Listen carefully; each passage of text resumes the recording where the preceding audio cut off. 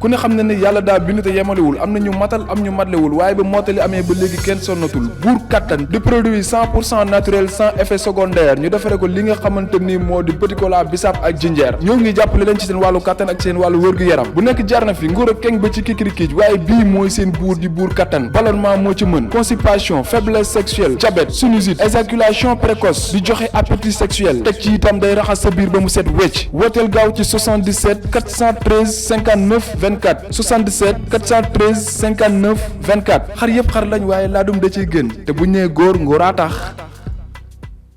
ñoo ngi leen di nuyu di rafetlu ànd bi ngeen di ànd ak Sunugal 24 question politique dellu si waat tey ñu am mbégte di ci dalal Pape Matar Diallo moom chroniqueur la nekk tamit bindkat nekk fële ca Walfadjri ñu fas yéene waxtaane ak moom lépp lu soxal actualité bi Pape Matar maa ngi lay nuyu di la bàyyi nga nuyu ak ñuy suivre. waaw Moustapha maa ngi lay fay di nuyu ñëpp ñi nga xamante ni dañuy suivre. Sunugal 24.net. di rafetlu liggéey bi di leen jaajëfal bu baax. ok actualité bi dañ koy dooree ak mbirum kilifa. je pense que gis nga vidéo yi suivre nga ko déjà ban commentaire nga ciy def. waaw commentaire bu ma ciy def de yaakaar naa du soreet commentaire ba mu fi amoon parce que yaakaar naa ni yow mii Moustapha mënoo authentifier vidéo bay naan vidéo bu baax la. dégg gis nañu image dégg ay son mais ba tey mënuñu authentifier vidéo beneen mbir bi je crois que ni amuñu dara tey jii pour descendre ku mel ni kilifa parce que lépp lu mu mënti def ci vie privée man je crois que ni moom la engagé musul taxaw ni modèle la musul taxaw ni exemple la musul taxaw ni jël leen ma exemple mais man li ma koy toppee wala li tax man naw ko mooy combat bi nga xamante ni da ko jaral mu perdre lu bëri ci vie am combat boobu mooy fexe ba démocratie sax ci biir réew mi combat boobu bokk na ci suñu àq ak suñu yelleef ñu sàmmal ñu ko donc man tey jii na nga doon sulaar na nga doon escroc na nga doon traître mais boo taxawee pour intérêt askan bi man loolu laay jàpp leneen li nga xamante ni aussi say faiblesse la dama la koy nangul parce que nous sommes tous tributaires de nos faiblesses nit ku nekk tey jii am na peut-être loo xamante ni yaa ngi koy def peut-être bu si ñeneen ñi jotoon naw bu ñu la naw duñu la ko nawee donc je crois que ni war nañu mën a def la part des choses kilifa bii wax pour intérêt askan bi ñu encouragé ko ci loolu parce que loolu sénégalais dañ koo soxla parce que ku taxaw tey jii def ay sacrifice te aussi yaakaar naa ne bu nekkoon dafa bëgg la facilité demoon tey ci beneen camp bi moo gënoon yomb ci moom dinañ ko jox alal dinañ ko jox li mu soxla te yaakaar naa ne duñ ko topp di ko contradiction amu ci ak li ñuy woote ñoom. waaw xam nga booy woote man en tout cas parce que di woote jubal di dénoncer corruption ñu gis la nga def yu ni mel tamit est-ce que c'est pas contradictoire. waaw bon mën nañ ko jàppee contradiction mais je pense que ni mooy li ma la wax léegi Moustapha gis nga nit kiy wax surtout bu nekkee li muy wax nekkul ay affaire de diine wala yooyu noonu ay démocratie lay wax ay liberté lay wax ak nan nañuy fexe ba gérer suñu réew ñëpp gis suñu koom-koom gis suñu bopp donc je pense que ni côté boobu li muy wax man dama koy accepter ni loolu combat bu noble la mais en dehors de loolu nit la bu am ay activités yoo xamante ni activités yooyu peut-être moom la engagé du tere man li may jàpp ci moom mooy engagement ci li muy yëngatu warul tax mu moytu yenn yi tamit. waaw xam nga boo ñëwee mu moytu yenn yi parce que comme tey jii su ne mi ngi mel ni nga ne imam warul imam la su jumaa ja ci biti lu ko neex mu def. waaw xam nga boo imam bi yeddee di waaraate dafa am benn image bu ñuy xaar ci moom ci biir société bi ak communauté bi. imam boobu du ñu nangu gis ko ci kiosque musée loterie wala mi pay bi loolu moo tax ma ne la évidemment loolu man dam la ko nangul parce que nee naa la en fait bu nekkoon diine la tamit tey jii ngay taxaw di prêcher la bonne parole ba noppi di def naka sudul noonu boobaa aussi y a à se poser des questions ci kii nag war nañ ko déglu waruñu ko déglu encore que tey bu nekkee dañuy ni kilifa li muy wax est-ce que nekkul en contradiction ak li muy def kon donc implicitement ñun dañu jàpp ni kilifa def na et jusqu'à preuve contraire kilifa defagul dara parce que kii naan def na wala deful yoon la te à ce que je sache toppeewuñu ko dara condamné wuñu ko du lenn lu dul benn vidéo boo xamante ni man en tout cas mun ma ko authentifier ku ko mën a authentifier na ko authentifier parce que vidéo boo xamante ni Moustapha dañ la ko wan tegal la ci son xamoo vidéo bi authentique na wala authentiqueul man du ma ci émettre benn jugement. Matar vidéo bi lan nga mën a wax ci authenticité vidéo boobu tamit man loolu daf may yéem. waaw parce que ñoom sax ñoom ñi ko suivre bu doon loolu dut boobu am nañ ko ci da ngay gis waa Y'en a marre ci biir seen communiqué ñu wax ko. non ñoom lu ñuy def ñoom la engagé. et moi je pense que mais boo duggee ci authenticité vidéo bi rek man daf may jaaxal. parce que yaakaaruma ne am na dut bu ñu mën a teg foofu. waaw non man je vais être prudent parce que vidéo bi ba mu génnee kilifa ci version am mooy vidéo bi dafa am ay coupures te effectivement di nga gis ni am na ay coupures alors qui peut le plus peut le moins quelqu'un koo xamante ni il a été capable de faire des coupures pour def ay montage ci benn vidéo bu ma indiwaatee beneen vidéo dinaa émettre ay réserves par rapport ak authenticité vidéo boobu. parce que bu nekkoon première vidéo bi dañuy ñëw tegal ñu ko noonu sans coupure ni montage boo indiwaatee beneen vidéo dinaa la accepter loolu. dinaa ne au moins kii peut-être mën naa ko jàppale ni vidéo bu authentique la mais jusqu'à preuve contraire encore une fois Kilifeu n'a ni été condamné ni poursuivi donc je vois pas que tey lan moo tax ñuy naan Kilifeu li muy wax dafa nekk en contradiction ak li muy def gisaguma ko bu ñu demee nag ba condamné ko ba les faits ñu avéré ko ba ñu ni Kilifeu est coupable de tel wala de tel boobu peut-être mën nañu ni Kilifeu est-ce que lii muy wax méngoon ak li muy jëf encore que moom li muy wax yëpp moom ba tey déggaguma mu ni jël leen ma exemple ngeen roy ma exemple dafa ni fexe leen ba alal bi nga xamante ne dañ koy jox suñuy gouvernants yi alal boobu mu dellu ci askan bi waa léegi loolu lan la wutee wala lan la bokkee ak li nga xamante ne mooy yow li ngay def parce que yow dénkuñu la budget joxuñu la alal yow nekkoo élu nekkoo lenn joxuñu la benn responsabilité ci réew mi yow yaay jéem a débrouiller yow di dugg ci leneen ak leneen te gis nga beneen affaire man dama yaakaar ni Kilifeu dafa nekk victime peut-être de ay activités fan yii la ci ginnaaw ñëw nañu taxaw ni ñu Kilifeu dafa bénéficier wu ci fonds wu DER bi lan moo tax sur les centaines de personnes ayant bénéficié de ces fonds ñoom ñu cité ci Kilifeu ñeneen ñi boo leen waxee ñu ni non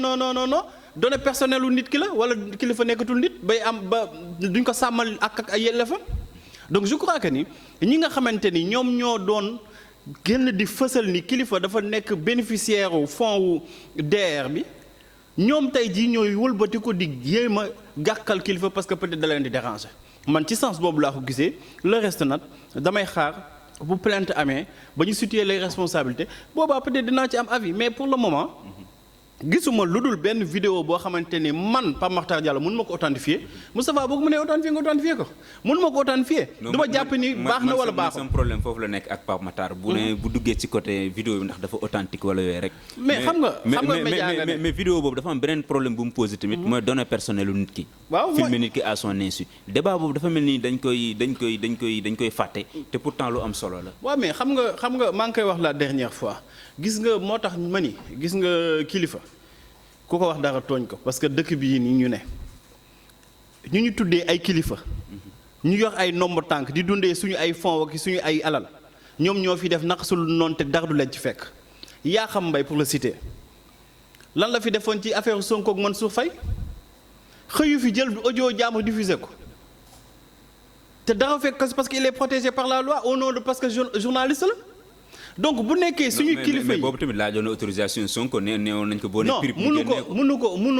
loolu Mansour Faye moo doon wax ñu jox ko Yakham parce que xam nañ ne Yakham duñ ko toppee dara parce que journaliste la buñ ko laajee fan nga jëlee mbir mu ni non ay sources du ko wax moo tax ñu jox ko Yakham lu ñu def xam nañ ko defuñu mais je crois que ni tey kilifa yu toll noonu bu nekkee ñoom ñoo mën a ñëw di jël ay messages yoo xamante ni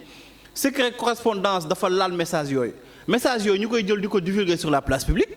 mais ñooñu ñu tuddee ay kilifa ñoom ñoo fiy def naka su dul noonu donc tey jii bu nit di filmer moromam ci à son insu dama yaakaar ne dañuy jàng lu dul ci li nga xamante ni ñoom loolu la ñuy def te c'est malheureux léegi Moustapha kenn sañatul toog di wax ak nit parce que léegi confiance bi amatu fi te malheureusement peut-être na tombé moo waral ay gaaf ba Macky Sall faloo ba tey la ñuy gis ces genre de pratique nit ñi léegi dañuy toog di waxtaan ku nekk di enregistrer moromam parce que kenn wóolootul kenn. yow léegi da ngay toog sax nit ki dana naan non message audio bi day am traçabilité yu kenn xamul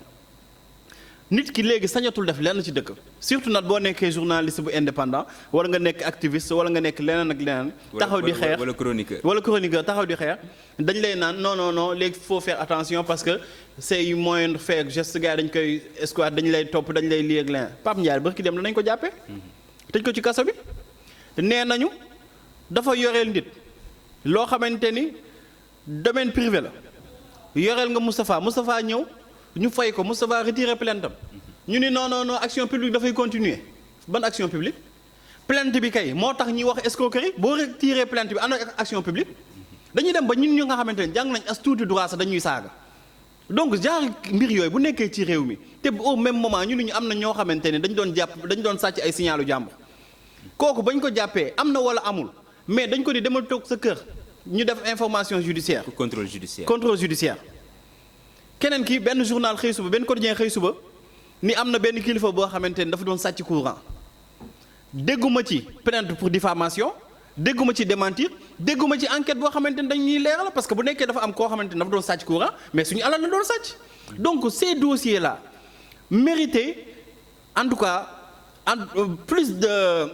intérêt bi ñuy jox affaire kilifa bi dossiers yi ñoo waroon susciter plus d'intérêt.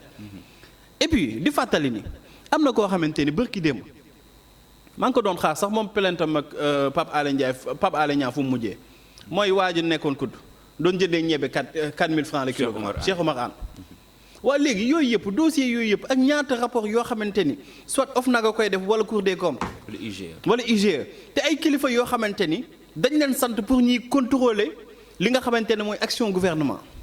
ñooñu tey nee nañu ba ñuy dem def seen liggéey sax dañuy dugg ci yenn direction ñu leen di saaga di leen xoqata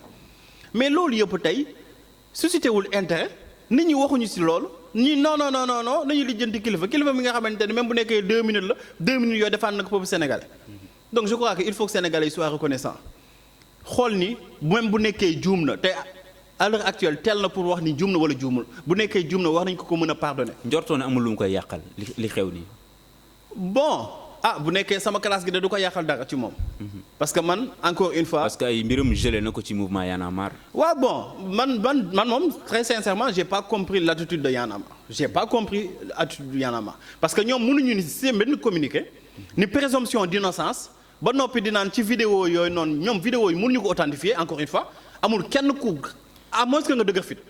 mënoo gis vidéo ci internet da nga koy authentifier vidéo bi mënoo xam ni déjà montage da xamoo du montage mënoo xam ni lii baax na wala baaxul nga ñëw toog di naan da ngay def communiqué di naan da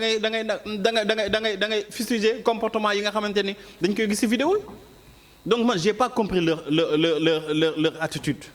kilifa ba mu jëlee responsabilité am démissionné lu ne fàng kenn du ko jeex. waaw mais lan ana lu ni fàng bërki démb pour dire que ni c'est pas toujours lu ni fàng nañuy kii bërki démb gendarmerie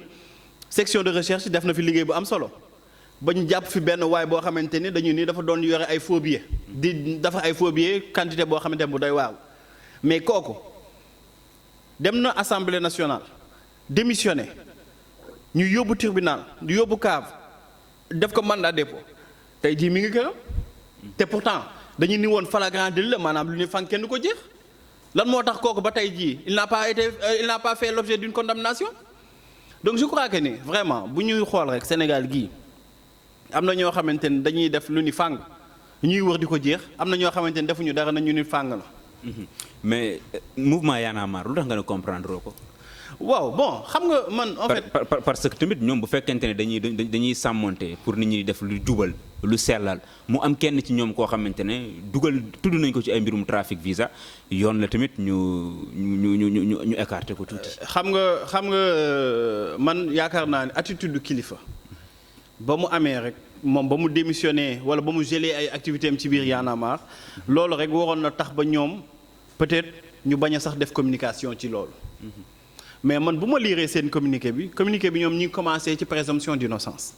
maanaam dañuy jàpp ni kii deful ba bis bi nga xamante ni dañ koy condamné ñu jàpp ni définitivement kii def na dara alors yow mënoo ne kilifa ba tey ñoom instant yi ñuy bind communiqué bi deful objet d'une condamnation deful objet d'une plainte tey jii kenn toppee ko dara peut-être moom sax moom moo war a toppee nit ki diffusion de données personnelles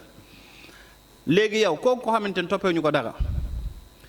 nga gis benn vidéo boo xamante mënoo ko authentifier est-ce que jar na ci sa fin wu communiqué ngay naan acte yooyu ngay gis ci vidéo bi dafa bokk ci acte yoo xamante ni Y'en a marre da koy dénoncer yow boo ñëwee acte yi te acte bi mi ngi mettre lu mu tudd mi ngi fësal benn jëmm mii kilifa donc yow yaa ngi naan kilifa li muy def da nga koy dénoncer donc sa présomption d'innocence bi nga doon wax ci sa njëlbeenu communiqué amatul sens ci fin bi. un communiqué contradictoire. mais effectivement boo ko liiree ci kaw ak ci suuf bi dafa wute parce que boo ñëwee Moustapha deful dara dafa bénéficier li ñuy naan présomption d'innocence Moustapha ba tey kenn toppewu ko dërëm yow nga dem ba sa fin wu communiqué nga ni waaye vidéo bii ma gis li siy wane bokk na ci li nga xamante ni ñun dañ koy dénoncer ñun Y'en a marre te vidéo Moustapha nañ siy wane. kon yow da ngay jàpp ni kon Moustapha li muy def ni di yéen Y'en a marre da ngeen koy dénoncer donc ana présomption d'innocence donc je crois que vraiment ñoom peut-être dañ leen pousser à ce que ñu génn def benn communiqué pour désolidariser pour wane que ni ñoom il reste constant par rapport ak ñoom combat yi nga xamante ni dañ koy mëne encore que dans cette vidéo bu nit ñi di wax man dégguma ci Y'en a marre boo ci déggee li ñuy wax mooy kër gi nag du Y'en a marre kër gi groupe de rap la donc yaakaar naa ne tey jii ku amoon kii def communiqué mooy kër gi groupe de rap ni ñoom de peut-être lii ñuy tuumaal kilifa wala loolu nekkee moom la engagé mu porter responsabilité bi mais ñun kër gi suñu yoon newu ci donc waxuñu fa Y'en a marre lan moo fi indi Y'en a marre. mais dafa bokk Y'en a marre tamit. non. ah mais mënoo wax kilifa génne ci Y'en a marre. waaw mais d'accord mais yaakaar naa ni kon ñoom aussi ñu ngi entretenir amalgame bi. parce que nit ku nekk non amalgame moom foofu parce que mën nga ne fen di liggéey ay kër yu bëri kër yi ngay liggéey boo amee fenn jafe-jafe kay normalement sa image dafay dugg ci. Moustapha Sunugal 24 nga ne. waaw activités yi ngay def sa ci ginnaaw boo génnee fii est-ce que dafa engagé Sunugal 24. non engagé wu leen. waaye léegi lan moo tax nag au nom de quoi yow nit ki nga xamante ne dafa am ay activité personnelle am ba nee nañu si activité personnelle am yooyu la doon ñu njaajee yow ci activité politique mën nañ ko considérer Y'en a marre activité politique boobu lan moo si jar di communiquer man je crois que ni vraiment mënoon nañu yem ci solidariser wu respecter ak demander à ce que les gens respectent la présomption d'innocence et puis fustiger le fait que nit ki di jël données à caractère personnel di ko mettre sur la place publique te dara fekk ko si di filmer nit à son insu. loolu c'est un autre problème tamit. mais ñoom si seen communiqué bi gisuma ko ci ana droit wu kilifa lan moo tax ñoom ci seen communiqué bi waxuñu ni dañuy njëkk a fustiger le fait que nit ki di jël li nga xamante ne mooy données personnelles u nit di ko diffuser wala waxuma la sax di la filmer à son insu donc je crois que vraiment booy communiquer war nga njëkk communiquer ci ak yelleefu nit ki nga xamante ni moom dafa bokkoon ci yow te bokk ci yow te moom en toute responsabilité ba coow bi amee dafa ni man damay démissionner damay geler samay activité ci biir Y'en a marre pour que nit ñi mën a continuer et puis bañ a gêner li nga xamante ne moom mooy activité Y'en a marre ba puis il se dit être à la disposition de la justice loolu lan moo ko gën a yomb. ok dañuy dugg ci beneen sujet boo xamante ne tey mën nañ ne moo lëmbee actualité bi mi mbirum docteur Babacar Niang bu SAMU municipal gis nañ ne tey ji bi ñu ko convoqué woon ci brigade de recherche mujjee wut a dem parce que dafa jàpp ne convocation bi jaarul yoon d'abord balaa ñuy ñëw sax ci convocation bi naka nga gisee déclaration yu mu def ak li ko ci fekk. waaw man de d'abord dama koy ñaawlu ko fu ñaawlu gën a mën a yem parce que tey nee nañu yaakaar naa 28 wala 29 personnes ñoo ñàkk seen bakkan di leen ñaanal yàlla bu baax am njort bu rafet si ñoom parce que période mas boobu am na lu ñu ci waxoon di masaw bu baax seen famille mais yaakaar naa ne Moustapha réew boo xamante ni dañ lay naan benn médecin moo war a gérer en tout cas autour de 8000 personnes nga am ci ku mel ni docteur Niang miy sauver ay bakkan xarañ yaakaar naa ne même bu nekkoon dafa jël ay saaga teg ko ci nodd président de la république waroon nañu surseoir mbir boobu ba ñu pare ci période Covid bi parce que mënuñu nekk ci deux fronts docteur Niang 30 minutes bu mu perdre peut-être benn patient ñàkk ci bakkanam parce que dafa gérer ay services fële ci SAMU koo xamante ni nag tey dafa nekk di liggéey bu demee ci plateau télé jël ay kàddu jibal ko ni matériel yi nga xamante ni dafa waroon nekk ci yenn bërëb fajukaay yi dañ koy jaay ci yenn structure yi mais loolu jaruta convocation bu ñu nekkoon ci réew boo xamante ne réew yoon la procureur mooy ubbi li nga xamante ne information judiciaire la yónni ay enquêteur am peut-être bu ñu koy woo ñoom dañ koy fekk ci bureau ni ko est-ce que doo ñu jox ay éléments yoo xamante ne ñun dinañ si mën a sukkandiku ba mën a mener enquête bi bu ñu mënee enquête bi ba effectivement gis ne matériel yi dañ ko doon jël di ko dévoyer di ko jox ñeneen ñi nga xamante ne waxuñu koo yor mais là ñu sanctionné kii de droit mais mënoo ni yow docteur Niang waxul lenn loo xamante ni lu jara convocation la nga naan da nga koy convoqué et puis c'est pas la première fois première vague bi deuxième vague moom génnoon na alerté ni ay doomu ministre ñooy jël équipement de protection individuelle di ko jaay ay nit wala di ko jaay yenn bërëb bi mais loolu doo ko ñëw ni ko sëñ bi lii ngay wax fan nga ko teg dimbale ñu bu nekkee lii am na ñu jéem koo freiner tey parce que alal boobu noonu alalu askan bi la te dafa war a dellu ci askan bi tey jii matériel yooyu buñ ko jëloon dugal ko fii wax peut-être dinañ sauver ay bakkan mais loolu yëpp defuñu ko si naan convocation pour la donc je crois que vraiment ministre bi waroon na tey jii tal leneen ñoomat seeni direction waroon nañu tal leneen lu dul tey jii di naan ay dañuy jël ay nit di ko convoquer ay gendarmerie ay police nit ñee ngi dee di ñàkk seeni bakkan te ministre bi nga xamante ni waroon nañ ko mën a toppee ci diffusion de fausses nouvelles. moom Abdoulaye Diouf Sarr. bërki dee mu taxaw fii ne oxygène am na fi. waaw oxygène bu fi amee daa jar nga réquisitionné oxygène yu nekk Sénégal bi yëpp ay nit toog di gis seeni waajur ñàkk seen bakkan parce que amuñu oxygène. yow nga toog ni oxygène am na fi ba am loo xamante ne dañ koo teg réserve ba ëllëg bu ñu ko soxlaa dañ koy jël indi ay nit di ñàkk seen bakkan yow nga toog di wax loolu. mais oxygène bi nee na léegi dafay gratuit ci privé bi. xanaa loolu di nga ko rafet. non ban rafet suñu alal la. ah mais effort la ah. non du effort. nit ñee ngi dee il faut que ñu def dara 10 milliards nee nañ dañ def ci loolu aussi dañ ko saytu bu jotee parce que 10 milliards ci 35 centrales xam nga 34 centrales loolu aussi y a à se poser des questions parce que ñun Sénégal moom nit ñi bu ñuy dee sax da ngay gis ni am na ñeneen ñoo xamante ni dañ siy profité di enrichir man je crois que ni ñoom bu ñu paree ci moom xanaa dañuy dem ci Bougane parce que Bougane nee na am na benn kilifa boo xamante ni tabax na ñaari kër ci Almadi. ci période Covid bi. nee na aussi am na lii yoo xamante ne dañu leen wane woon ni disponible la alors que lii yooyu noonu dañ ko àbboon ci xaw ma ban waay. bi Macky demee dañ koo delloo. donc ces accusations là. yaa aussi Madiambal mu njëkkoon wax lii moom li mu wax nii. mais donc gis nga dafa am loo xamante ni réew. gis nga du ay caaxaan nañ koy yoree Moustapha mënoo toog di wax joo xamante ni bërki démb ak benn arrogance ak benn suffisance taxaw ni oxygène manqué wu fi te au même moment ay nit ñi ngi doon dee ci CTE parce que manque d'oxygène. yow tey jii nga rendre compte ni xam ngeen ni nit ñi ngi dee parce que manque oxygène am na ci réew bi ngeen ni waat da ngeen di commencé waat defaat yeneen commande ak yeneen affaire donc bu amoon ba nga ni da nga am benn surprise boo xamante ne da nga koo garder réserve lan moo jar ngay naan da ngay réquisitionné lan moo tax muy recevoir gazier yu nekk Sénégal bërki démb donc nañu wax nit ñi dëgg te bàyyi seen caaxaan yi nit ñi ñi ngi dee ñi ngi ñàkk seeni bakkan li ñu soxla ci état du Sénégal mooy assistance te bu amee ay médecins yoo xamante ne dañoo xarañ di liggéey te docteur Niang ba troisième vague bi ñëwee bokk na suñu ñëkk génn ci plateau télé def communication ni leen variant bi moo gën a gaaw a rey ba génn ay image yoo xamante ne day won sa poumon bi nan lay mel di sensibiliser nit ñi waaw kooku yow état lan la koy yore lu du ñu ko. est-ce que am nañu gis lu ñuy wax daf koy jéem a intimider. waaw mais évidemment parce que xam nga gis nga nit ki Moustapha boo nekkee fi warul lu nekk da ngay yaakaar ni sa place bi nañuy waaja sa place bi visé ana docteur Bousso gisati nga ko. remplacé nañ ko par docteur Abdoulaye Ly. ana Seydi. moom mi ngi fi ba tey. mais gisatoo ko. donc ñi nga xamante ni nit ñi ñu ngi leen doon commencé sax di ràññee ba ñuy naan ñii ñoo war a nekk ay ministre ñoom ñëpp delloo nañ leen ginnaaw docteur Bousso docteur Seydi ñoom tey jii ñoom ñoo waroon taxaw di wax ak sénégalais xam ni kii li muy wax au moins xam na ko waaye ku mënut a perfusion lan lay wax ci virus. mais docteur Bousso am na remplaçant kon li mu doon def remplaçant war na ko mën a def. waaw mais est-ce que toll nañ ci situation boo xamante ne dañuy wut ay remplaçant koo xamante ni am na ay acquis géré na première ak deuxième vague kooku expérience am boobu balaa ngay indi benn novice. koo xamante ni c'était son adjoint. waaw mais ba tey rek parce que nekkul woon première responsabilité dafa doon jot ay consignes tey moo war a joxe ay consignes. responsabilité dootul yam ba léegi nag le temps yow ngay commencer di miin di xam di def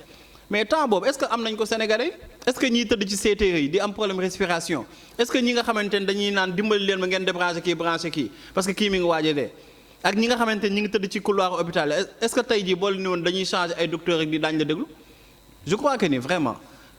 le temps est mal choisi waroon nañu mën a peut-être bàyyi ba beneen jamono bu ñuy soppi ñu soppi bu ñuy convoqué ñu convoqué mais là ministre bi warul woon am benn jot lu dul fexe ba benn bakkan dootul rootal ci Sénégal te lan la lu dul sensibilisation. lan la lu dul jox nit ñi ay masques lan la lu dul fexe ba vaccin yi ñuy wax nii ñu si bëgg jot mais ñu jot si. ci vaccin yooyu sax laay rebondir moom dégg nañ ko démb docteur Babacar Niang mu xamle ne moom ñàkkoogul. parce que li mu gis doyu ko.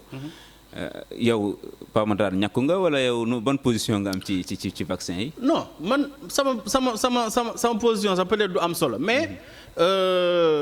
gis nga docteur Babacar Niang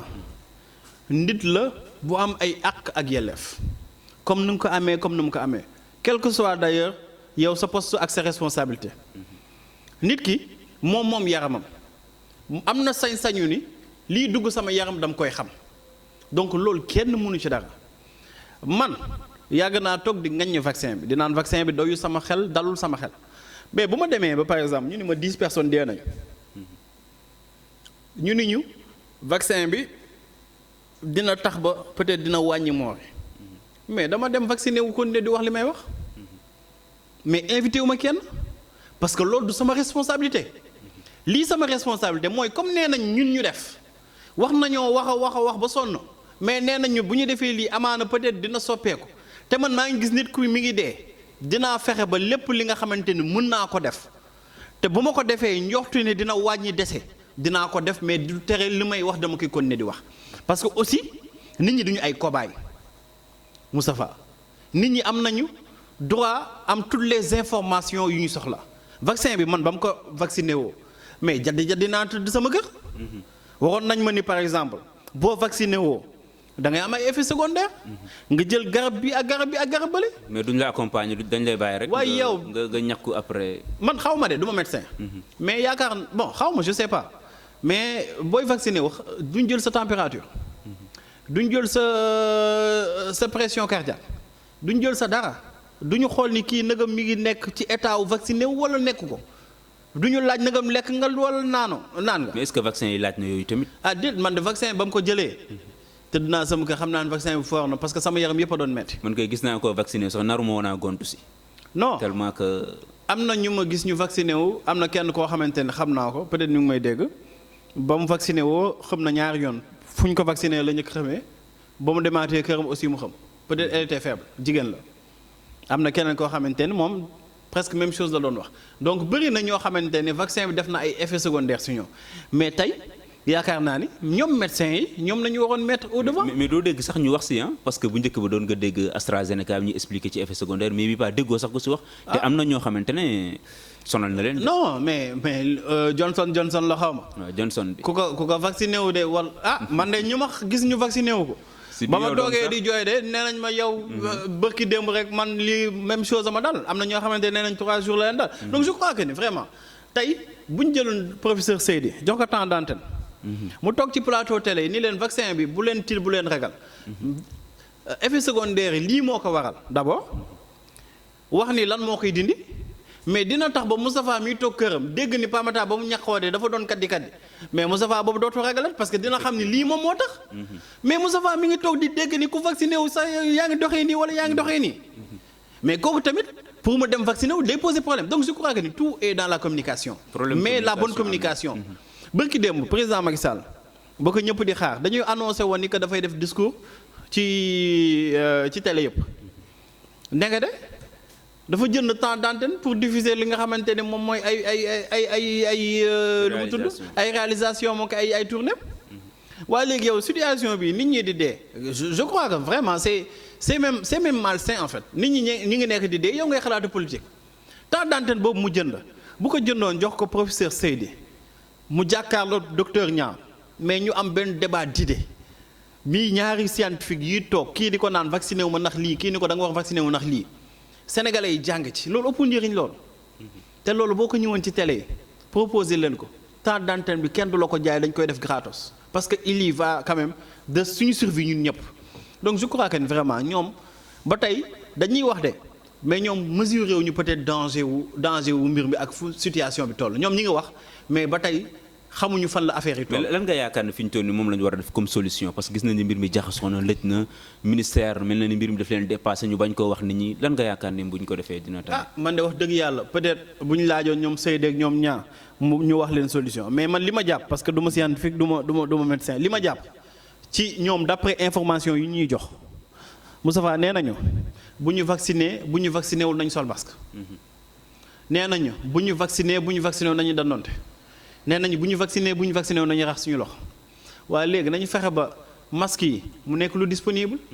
tey jii nit ñi ngi nekk ci mbedd bi di dox dañuy sol masque parce que police nañuy daw mais dawuñu virus. police ma dégg ñu ni def nañu arrestation interpellé nañu 1000 personnes jël ci ñoom 2 millions de francs CFA. waa 1000 personnes yooyu noonu bu police changé wul stratégie ni 1000 personnes yooyu bañ leen jàppee dañ leen ni ku nekk da ngay jënd 5 masques 500 francs la benn masque 100 francs ku nekk da ngay jënd 5 masques boo jëndee 5 masques nga jël 2 yi yóbbu 3 yi nga bàyyi ko fa 1000 personnes 3 yi ñaata la du 30 000 masques yoo xamante ni tey jii day nekk ci stocku police ci 2 jours 3 jours 4 jours police dina rassembler moom rek plus de 1 million de masques yoo xamante ni dañ koy delloowaat askan bi que ñu lay naan jox ñu 3000 francs 3000 francs ñu dugal ko ci keesu police war après dem jëndi jiwaat masque kon kay nañ ko def benn yoon parce que nit ko taxaw interpellé ko ni ko da ngay jënd 5 masques du dem sa yoon benn bi nga def ko sa poche benn bi nga sol ko mais kooku dina xalaat ni buy génn ti këram jënd 5 masques naka cee fekk dina jënd benn masque am donc je crois que ni vraiment nañu changer approche yi nañu fexe ba gën a sensibiliser nit ñi temps d'antenne yi comme ni ma la ko waxee léegi ñu koy jox médecins yi ñuy wax ak askan bi ñu leen di expliquer parce que gis nga nit ñi dofuñu te bañuñu seen bopp fonk nañu seen bakkan lenn kase nañu bëgg moo ñu leen di wax dëgg bu oxygène manqué ñun leen situation bii mu Sénégal toll France tolloon na fa amoon problème oxygène mais bu kenn tiit nañu dal ñu ni médecins yi ñu toog ci télé di ñu xamal ni am na ay garab wala ay lekk yoo xamante ni day stimuler sa système immunitaire ba peut-être feebar bi du la laal mais boo leen xëyee ngeen mën ko lekk leen ko wala boo leen xëyee ngeen mën ko dem leen jëndi garab yooyu ngeen naan ko ay vitamines la ak yooyu noonu donc je crois que ni vraiment bu ñu ko defoon feebar bi dina gën a wàññeeku expliquer nit ñi wax leen les bonnes informations mais bañ leen jàppee ay maladies di compter ay nangam deena sol leen toog di wax joo xamante ni peut-être ñii di wax du ñoo war a wax bërki dem Ousmane Sonko ba mu waxee ñu bëri nee nañ dañuy sol seen masque donc pourquoi ne pas essayer de ñu impliquer tout le monde. mais ñoom tamit est-ce que war nañu xaar ñu impliquer ni ko Ousmane Sonko defee na ñeneen ñi génn tamit def genre déclaration yu ni mel. looloo yoon ñoom waruñu xaar mais comme xaar nañu yow yaa jiite yow yaa am responsabilité mais wooteel parce que moom bu bëggee benn mbir bu mu bëgg légitimer day woote dialogue national boole ci neexal bu bëggee dara day woote dialogue national waaye léegi lii ëppul solo dialogue national lan moo ko tere woote ci palais bële bi comme ni mu ko tàmm di defee. woo ñi nga xamante ni déjà waxuma la sax woo dem seeti xalif généraux yi waxtaanaat ak ñoom expliquer waat leen feebar bi parce que ba ñu leen di jox information peut-être information yi ñu leen joxoon mooy première vague bi wax leen information yu baax yi ba noppi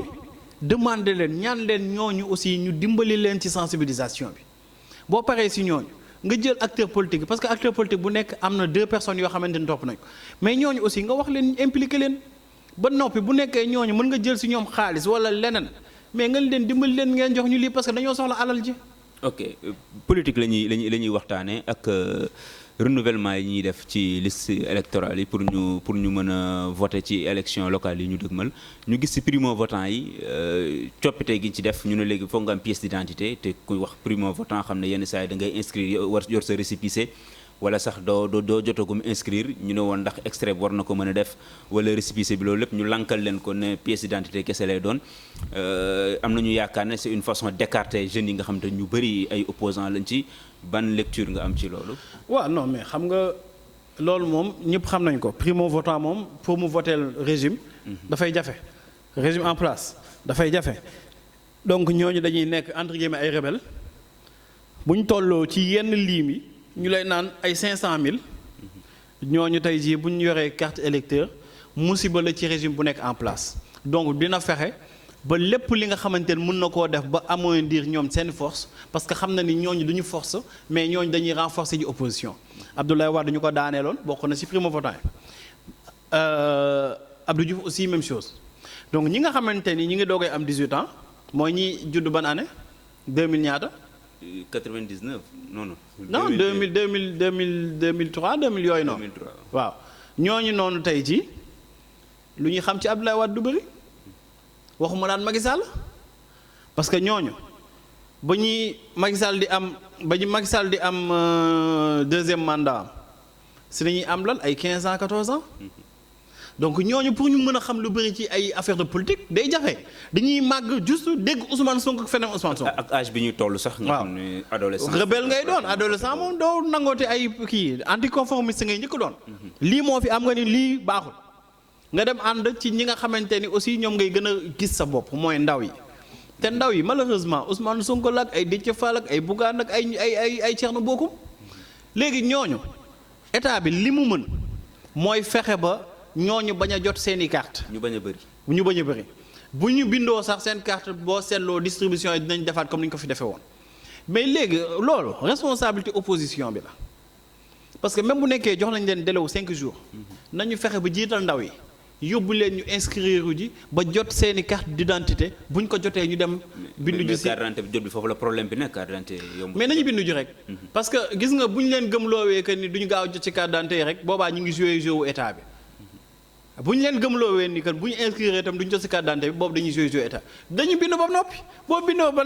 bindu ba ñëpp ni bindu nañ ba noppi boobaa nag jot seen carte d'identité droit la mënuñu def 50 milliards ci carte d'identité yoo xamante ne mënuñu see jot. ay ndaw dem inscrire ba noppi bëgg jot ci carte yooyu duñ ci mën a jot donc ñoom nañu dañ fexe ba xale yooyu ñu dem bindu ji bu ñu bindoo daan ba noppi ñu dem exiger pour ñu jox leen seen pièce d'identité parce que bu nekkee machine yi paanul délai boobu noonu war nañ ko mën a respecter te bu nekkee machine yi paan aussi boobaa dañuy wax Macky Sall wala ñi fi ne ñu fexe ba ñu yokkal leen proroger leen délai boobu parce que aussi loolu nekkatul responsabilité xale yi nga xamante ne dañoo bind mais ñoom seen responsabilité parce que ñoom ñoo panle ay machine donc je crois que ni na opposition bi wala ñi nga xamante ne dañoo ne ci kujje gi ñëpp ak société civile bi fexe ba ndaw yi dem inscrire ji bu ñu inscrire woon na ñu pare ñu dugal leen ci li nga xam ne mooy fichier électoral. sport la ñuy waxtaanee Augustin Senghor mi ngi bëgg 4e mandat Madi Touré mi ngi ci beneen wet gi. di mandat boo xam ne démb lancé na programme am coow li topp na ko waru ko naa def consensus bi naka nga gisee sunu sport bi ak renouvellement instance fédérale boobu ñu dëgmal. ah Augustin de yàlla la fi bëgg a doon. déet waay. waa xam ne kat yàlla ka seedul pare yow 4 mandats loo réussirul ci sa 3 mandats foo koy réussir sa 4e mandat fu Sénégal yegg ci football. nee na ànd dem jëli ndam li. ban ndam. yow ndam bi nga xamante ne bërki dem nañ ko gënoon jege ku dem ba final xanaa fa nga gënee jege ndam mënoo fexe ba jël ko. bi pa mën na dem jël ko de. gis nga Moustapha Augustin nañu jéggal rek goreem boobu rek waroon na tax ba kenn du ko jox équipe parce que man yaakaar naa ni nit ñi nañu bàyyi du ñu nax mën naa xarañ naa danga may won say preuve nga yore gore jëlu dërëm jëlu Ligue 1 jëlu Ligue 2 jëlu coupe nga ni da ngay jël équipe nationale coupe dañ bàyyi caaxaan yi et puis gis nga dafa am yoo xamante ni yu doy waar la Sénégal mi ngi doogaay toll ci situation boo xamante ni dañ doon wax ni Sénégal match mi daf ko nar a dem recevoir ji à l'extérieur parce que amuñu stade. amoo la gawuñu benn. Demba Diop ngi tëju nekk na lay tey jii toolu pataas Iba Mar kenn waxtul waxam Léopold Sédar Senghor kenn waxul waxam ñu ngi ñuy waxu stade olympique waaye léegi benn stade moom mooy Sénégal yeneen stade yi nga xamante ni dañ ko réfectionné à coût de millions. nga dem Mawade Wade Saint-Louis nga dem stade Maître Babacar Seye ba ñu ko réfectionné ci temps Abdoulaye Wade yàggul ak yeneen stade bu nekk Elimane Fall je pense bu nekk Diourbel stade yooyu yëpp dañu leen réfectionné à coup de millions tey jii ana stade yooyu benn opérationnel aussi donc yaakaar naa ne bu ñu jógee ci coupe du monde ñu jox ñu alal ju bëri parce que qualification rek coupe du monde alal la xaalis boobu bañ leen ko laajee joxuñu ñu benn information bu leer. ñu ni leen waa d'accord léegi yow comme def nga li ngay def ba noppi demal nga bàyyi ñëw suñu fédération li nga fi jot a luubal bu nekkee luubal nga baal nañ la ko mais au moins bàyyi ñaat fédération bi ak ñi nga xamante ni dañu bëgg changer mbir yi pourquoi mën la nit war nañ ko mën a xool ci par rapport ak ay résultats am. alors Madi Touré mosuma ko gis xaw ma ko ci télé laa koy gis mais Madi Touré tey ji kenn du la ni fan la defee ay preuves parce que génération foot. ku ne ci Sénégal ci football gis nga ko gis nga ay preuve am waaye léegi génération foot ak Gorée mii di xëccoo Ndaara ak génération foot mii di xëccoo Pie boo doon xool xarañte rek kan ngay jël dama lay laaj. mais est-ce que loolu lépp doy na comme critère. waa déet boo niwee yow da ngay fexe développer footballu Sénégal. te yow nga jiite Gorée ba Gorée di Gorée ba tey. Maa di novice la ci waaw mais novice boo xamante ni def na ay preuve am. mais fi mu def ay preuve bokkul ak fédération. waaw mais xam nga. Augustin Senghor ba muy ñëw deful benn preuve gars yi def nañu parachuté ko mu nekk fédération amul fenn fu mu jiite woon nekkul woon ci benn instance Gorée la yoroon parce que benn critère nañ la ni moom ngay yor pour nga mën a doon candidat ci présidence fédération mooy na nga yore club. alors génération foot ak Gorée rek yamul Gorée tey comme ni ma ko waxee léegi mi ngi xëccoo Ndaare moom ak ñaari tali ñoo doon xool kan moo ciy wàcc D2 ñaari tali moo mujjee wàcc Gorée loolu ko sauvé. génération foot di xëccoo PO2 di xalaat di dem ci compétition africaine yi di fa def ay résultats boo xoolee seen jeu nga xool aussi en termes d'investissement lii génération foot investir ci football fexe ba tey footballu Sénégal ba am na ay joueurs équipe nationale jógee génération foot. effectivement waaye léegi wax ma ban joueur a jógee. Sadio Mané. wax ma ban joueur a jógee fële. wax ma ban joueur a jógee Gorée ca ay bayal sàll xaw ma yooyu noonu koy gëj a dégg. donc je pense que ni vraiment loolu rek war na tax ba ñu mën a xool te sax est-ce que Bayel Sall football na bon am na daal ñu doon football ay Kumba Castel ak yooyu noonu ci ay joueurs équipe nationale peut-être ñooñu football nañu Gorée wala football nañu Gorée mais je crois que ni tey Augustin Senghor def na li mu mën dem na fi ba final am na ay résultats accepté nañ ko mais na dem bàyyi fii nag suñu football parce que moomu ko. Et puis Sénégal sax yenn ni insulte la quoi 16 millions wala 17 millions personnes d'habitants ñu ni la benn nit am na 4 mandats. am na 3 mandats. non bëgg 4 mandats. waaw donc ñeneen ñëpp ils sont incompétents yow kay loo def benn yoon kay def ko ñaari yoon mais sëñ bi loo mënut a def ci benn ci ñaar ci ñett. 12 ans def na ko. nga ne da nga koy def ci 4e. quand même am na yoo xamante ne vraiment moom ci boppam moo warul woon laaj maa ngi koy dégg mi naan ay football bee ko laaj xaw ma lan ak lan.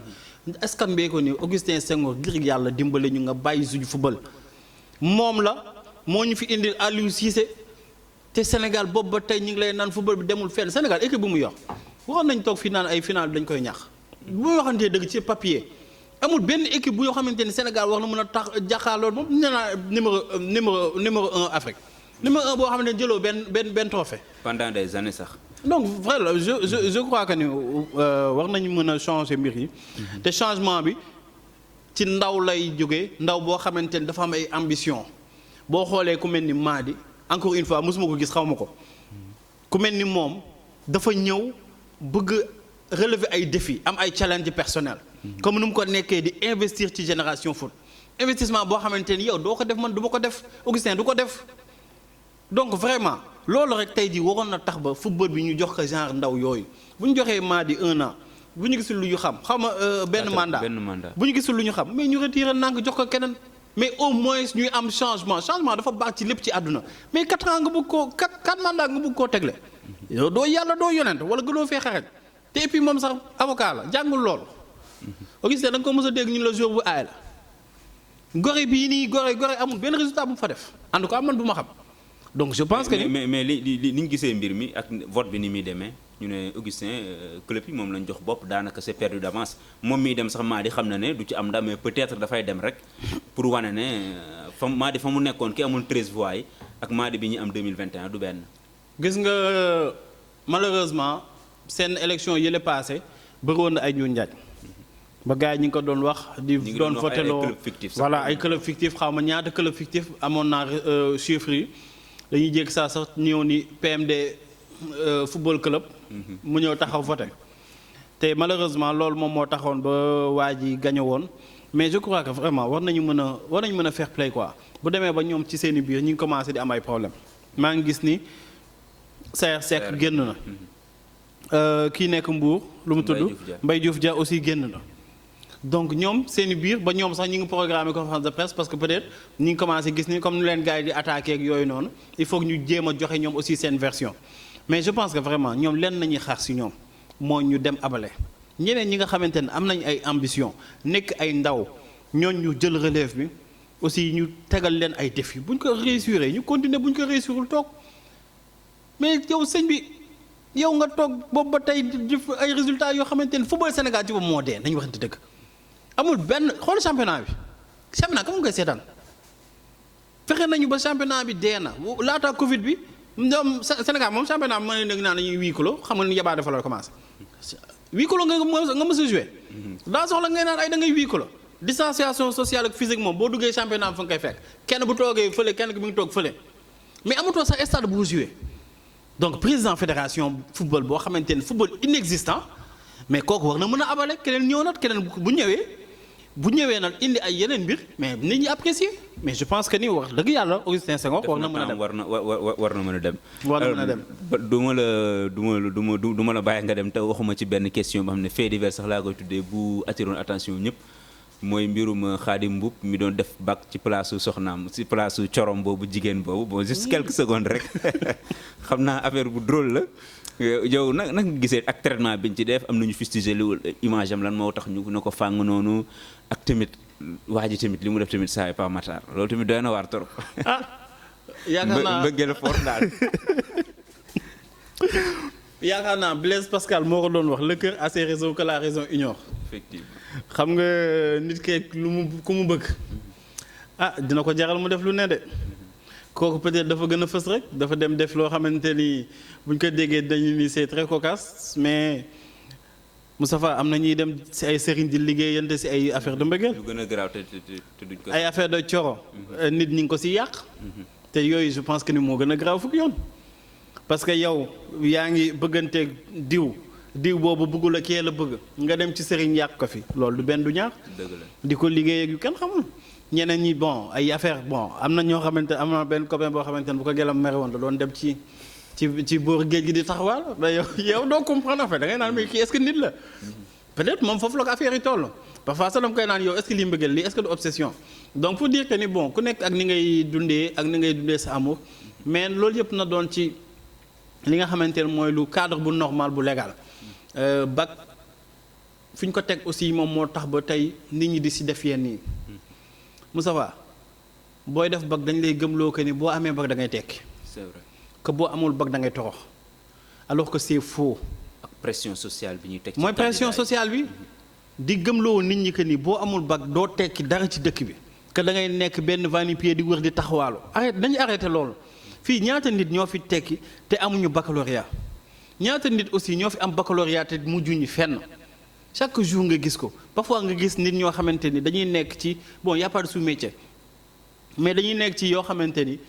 ay liggéey yu kii la yu demewul noonu la mais dañ leen naan maa ngi sama master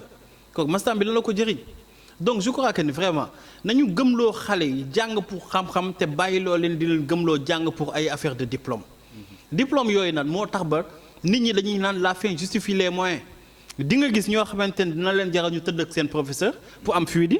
di nga gis ñoo xamante ne dina leen jaral ñuy dem di jënd ji ay sujet di nga gis ñoo xamante ne aussi dinañ def naka su lu noonu pour loolu ay big yoo xamante ne dañ koy jënd pour bu ñu ñëwee examen bind ko big yoo xamante ne nañ jàpp ni ay big magique la waaye léegi boo amee examen boo xamante ne amoo ci benn compétence bu ñu la dénkee benn responsabilité doo fa def dara. effectivement donc nañu gëmloo xale yi ni xam-xam mooy àddina te xam-xam moo yorum réew mais du diplôme xam-xam d'accord diplôme dafa war a sanctionner xam-xam mais malheureusement fii xam nañu diplôme nan nañ koy amee la preuve da ngay ñëw nga taxaw boo demee université xam naa mos na la dal. ngeen da ngay def reportage foofu saa yu français gars yi dañu lay romb dem seen yoon de. ñenn ñi ñu am ful lañ da ngay ñëw taxaw ñu la sëñ bi boo bëggee nga def ko wolof après nga traduire ak sa bopp mais man defuma français. donc parce que niveau bi gën a dem di gën a wàcc ngay dégg ñenn ñi ñi ngi def yenn ñi ngi toll fenn ci étude am yenn lacunes yi mais c'est parce que peut-être formation bi baaxul. donc je crois que ni vraiment nañu xoolaat lan nañu war a jiital xam-xam bi teg ci diplôme bi mais bu ñu jiitalee diplôme bi tegee na le côté xam-xam bi dafay poser problème xale yooyu nag man je pense que waruñu woon sax nekk di leen mandat dépôt yooyu parce que bon usurpation d'identité yooyu ñu mënti wax yëpp ndawaleen jàpp. waaw lu ñu mënti wax yëpp waroon nañu mën a trouver quand même ay sanctions yoo xamante ni waroon nañ ko mën a def dinañ leen sanctionner dinañ joxe exemple bi aussi mais jarul woon ñu leen ciy dugal ay mandat dépôt yooyu parce que je pense que ni affaire suba lañ leen di àtte espérons que ni du sentence bi du dis trop seen kaw. nañ leen may rek mu jeex tax comme dañoo bëggante rek waaw loolu de mooy wax nañ leen may rek mu jeex. ok ce mot de la fin lan la Pape Matar. waaw mot de la fin de mooy li ma doon wax ci kilifa rek laay wax ci xale usurpateur d'identité yi bëri nañ fi am na fi ay ministres yuy taxaw naan dañoo am ay diplôme te kenn xamul fa nañ ko jànge ñii dana naan Italie nañ jànge ñii naan Espagne nañ jànge Italie bi am na ko moom kenn xamul fa nañ jànge yaa ko xam man xamu ko pour dire que ni vraiment on dirige par l'exemplarité.